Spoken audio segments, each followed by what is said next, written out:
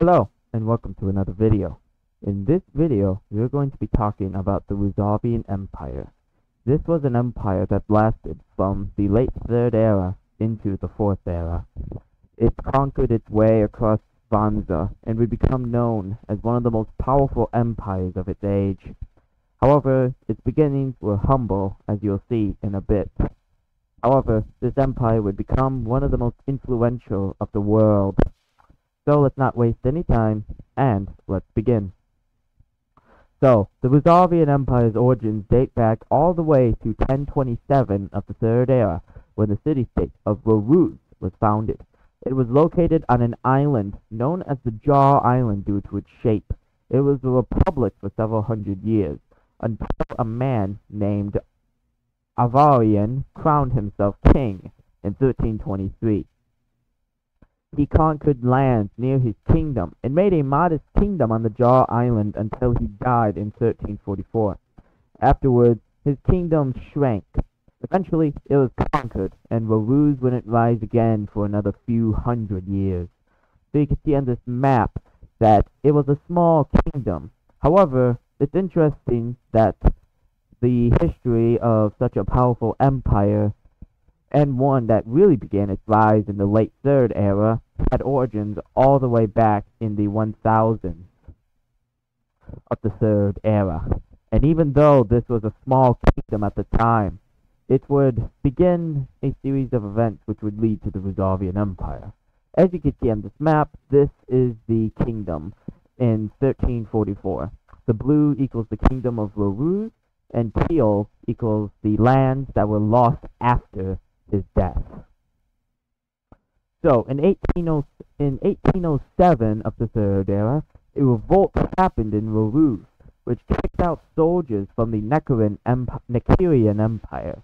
Soon a war broke out, and Ruruz became independent in 1810. After gaining independence, the Republic of Ruzavia would become a local trading power, expanding over much of the Jaw Island in the process. However, after a dispute with the House of Octavie, a civil war broke out in 1878 between the Octavie family and the Republican faction, which was a loose faction of merchants and some other wealthy families that supported them. Eventually, the Octavie family won, and in 1919 of the Third Era, the head of the family, Ascius I, became the king of Ruzavia. After the coronation of King Ascius I, not much changed. Not much changed other than the expansion of Ruruz, the city. For over 50 years, Ascius and his successors expanded the city, transforming it from a minor city on the coast to the largest city of the region. This rapid growth brought in many new people to the city, making it fabulously wealthy in the process.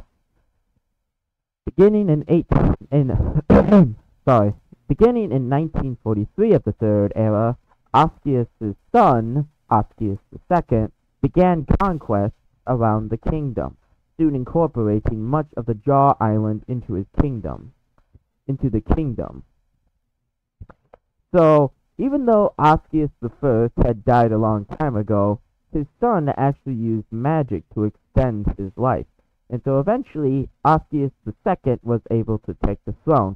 And that's why I say Ascius' son, which was Ascius II, took over. Because he used magic to extend his life. Just for minor information. Also, another reason why the city grew in size was because this was in the middle of a golden age of piracy in the region. So, the piracy means that there were many pirates that ran around and looting and plundering and destroying ships and even pillaging cities in some points. It got so bad. However, Ruruz was a heavily guarded city and was a very important trading hub for the area. So let's continue. So, in 1969 of the Third Era, the king of Ruzavia, Remel I, finished the conquest of the Jaw Island. In return, he declared himself as emperor. Due to him lacking an heir, when Remel I died in 1981, The newly formed empire fell into a civil war between his brother Atasi and his cousin Merivalian I. Merivalian won in the end, becoming the emperor in 1986. However, Merivalian was opposed by Atasi's younger brother, who was named Remel as well. Remel was defeated in battle and soon captured before being executed. So this is already the beginning of what I call a destabilized political system. So the Roosevelt political system was very destabilized. This was at nepotism at such a level in which different factions were allowed to vie for the throne or powerful positions. In fact, even though the Octavie dynasty ruled, there were actually internal divisions within the Octavie dynasty, which would have disastrous consequences in the future. Now, the military structure, however, was a lot different. It was a lot more meritocratic and oftentimes independent from the commands of emperors, especially when they weren't willing to command armies. This was unlike the political structure, which was the exact opposite. Armies often remained neutral in future civil wars or acted like mercenaries. Taxes were low, if not non-existent, other than tariffs on trade. This allowed for them to make a lot of money because trade was very important in the area. And also, the tariffs were also to ensure protection against pirates, though this was only partially done. So, in the Straits of Revelar, which is the water that separates the Jaw Island from the mainland in Vanza, piracy had been running well for over 200 years. As I said before, many infamous pirates looted and stole and even pillaged their way through much of southern Vanza coast. In the 1900s of the Third Era, they were in their peak of power. Using the recent plundering of Serino, a port city in the north, as his justification, Merivalian launched an invasion into a city known as Ashur in the year 1997. Where many pirates were said to be located at. This worried the kingdom of Gorgut, who ruled over, which was a large kingdom in the east of Vanza. He, the king of Gorgut, sent his army down to deal with them. To oversimplify, the war was a Roosevelt victory, giving them the city of Ashur and heavily destabilizing the kingdom of Gorgut. And so here's the map of what they gained after the war. After the death of Merivalian, the empire continued to expand its size.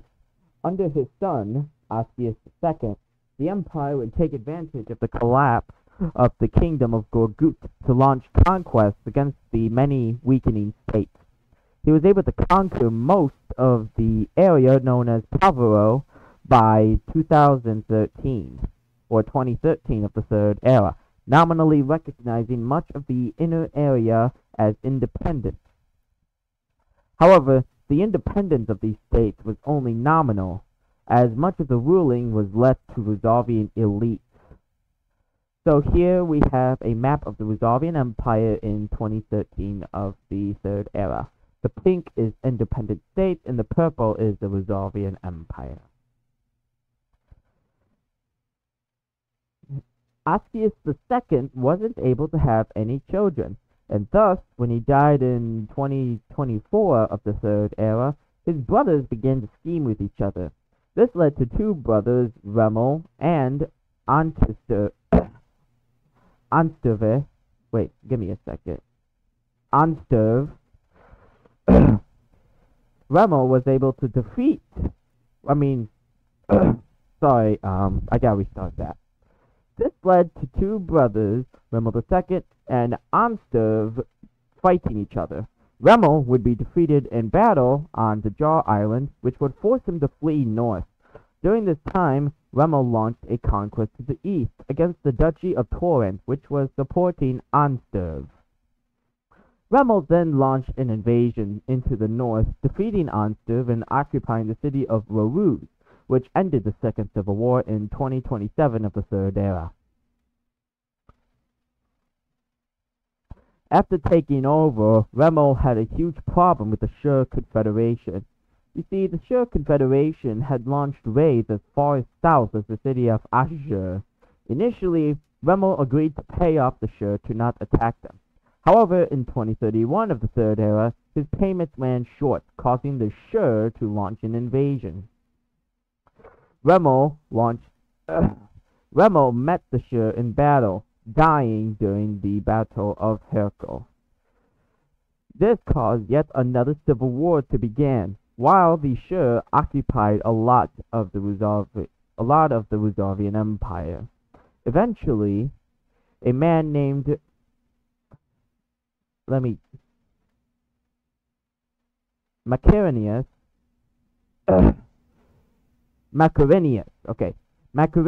to take over as emperor. He would manage to convince the Shur to hand back Pavaro in exchange for an annual tribute. However, he had no plans for actually paying. And so you can see on this map, the blue equals the Shur Confederation, and this is the map of the Ruzavian Empire in 2040 of the Third Era. So in 2043, only 4 years after the Civil War ended, Macarinius gathered an army of only 20,000 soldiers, which was absolutely tiny for the time, and sent them to attack the Shur. They managed to land successfully in advance, building a fort nearby, the city of Shur, which was the capital of the Shur Confederation. There they were attacked by over 100,000 Shur soldiers. One thing to note is that much of the soldiers were actually out doing something else, so the numbers were actually much lower, as the Ruzavians were only able to use 10,000 soldiers during much of the battle. However, the Shur had attacked the Ruzavian fort repeatedly, which killed thousands of their soldiers and which weakened their army to the point in which the Ruzavians could counterattack, before a relief force was said to be sent. Overall, the battle devastated the Shur Confederation and allowed for the Ruzavians to conquer some important land and get an annual tribute from the Shur.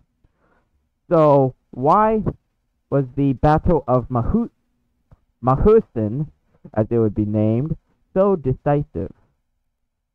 So, the Shur Confederation had been a problem for the Ruzavians for a while now. You see, they had launched constant raids into the empire and harassed many soldiers, which had a pronounced effect on them. This also showed the effectiveness of the Ruzavian army structure, and this gave a hope and an idea in many Ruzavian generals' minds and the emperors that they were able to conquer and expand outwards. And finally, this opened much of southern Vanza to be conquered by the Ruzavians. So, after the Battle of Mahusin, Macarinius began to launch a conquest after conquest towards the east, defeating the kingdom of Gorgakt in battle and many of the local rulers in his empire. By his death in 2061 of the Third Era, he had conquered much of southern Vanza. And you can see on this map of 2061 of the Third Era that the Ruzavians had expanded quite rapidly. One major problem, however, that was happening in the empire during this point was that the Octavide dynasty was marrying out of its own zone, which would be Ruruz. This led to different members being of different cultures. Eventually, by 2061 of the Third Era, there were 4 main factions within the Octavide dynasty. Octavide dynasty proper, which ruled over the Jaw Island, the Pevero Octavide proper, the Shur Octavide proper, and the Jukaki Octavide proper.